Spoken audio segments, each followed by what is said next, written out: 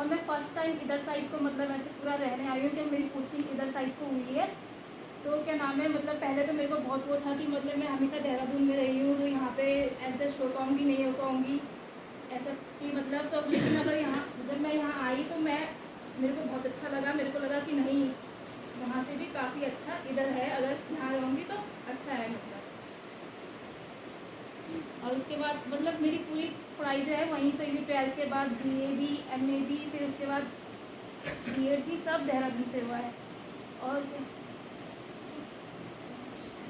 और English subject से हुई है। जैसे यहाँ पे जो ज़्यादातर इम्पोर्टेंस है उत्तराखंड में वो मतलब जैसे कॉम्पिटिटिव एग्ज़ाम की भी तैयारी करते हैं, हर किसी की तैयारी करते हैं, तो यहाँ पे हिंदी का ज़्यादा इम्पोर्टेंस है। जैसे अगर हम जैसे हमने पूरी स्कूलिंग जो है इंग्लिश मीडियम से की हुई है, लेकिन हम जो तैयारी करते हैं तो पूरा जो मीडियम चलता है वो हिंदी में चलता है ज़्यादातर। अगर हम उत्तराखंड की तैयारी कर रहे हैं हिंदी मीडियम में चलता है तो उसमें वो हो जाता है, थोड़ा डिफ़िकल्ट हो जाता है। लेकिन ये क्या नाम है कि जैसे हिंदी है प्रैक्टिस करते रहोगे तो वो समझ में आएगा।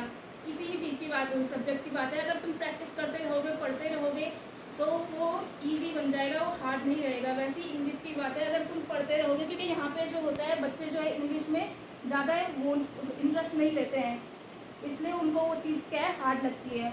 लेकिन अगर उसको करते रहोगे थोड़ा थोड़ा पढ़ते रहोगे हमेशा तो वो चीज़ जो डिफ़िकल्ट है वो क्या है ईजी हो जाएगा।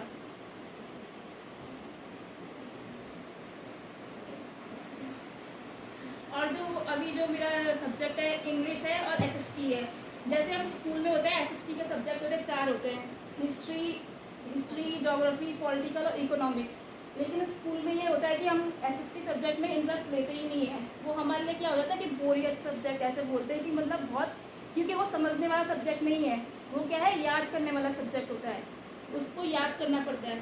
तो लोग क्या है उसमें इंटरेस्ट नहीं लेते। जैसे हिस्ट्री में बहुत कहानियाँ रहती है राजा महाराजाओं की, उसमें इंटरेस्ट लेते ही नहीं है बिल्कुल भी। लेकिन अभी हम स्कूल में उसको बहुत ईजीली लेते हैं कि यार कोई बात नहीं SST नहीं पढ़ेंगे तभी चल जाएगा।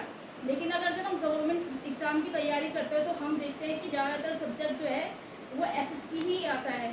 हिस्ट्री आती है, पॉलिटिकल आती है, इकोनॉमिक्स और ज्योग्राफी, यही जो क्वेश्चन है वो सबसे ज़्यादा उसमें रहता है। अगर आप इसको अभी स्कूल में अच्छे से पढ़ोगे तो अभी तुम्हें ये बहुत ईजी पड़ेगा आगे।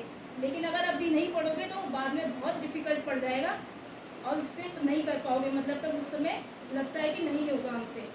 इसलिए अगर आपने स्कूल में SST को इम्पोर्टेंस दे दी, अच्छे से पढ़ा, उसे समझा, तो बाद में कॉम्पिटिटिव एग्ज़ाम में भी हमें वही पढ़ना पड़ता है, सेम टू सेम 6 to 12 जो भी रहता है सब वही पढ़ना पड़ता है, वही एग्ज़ाम में आता है। नहीं आएगा हो जाएगा ऐसे। लेकिन बाद में देखते हैं कि स्कूल की किताबें हमें एग्ज़ाम में आता है।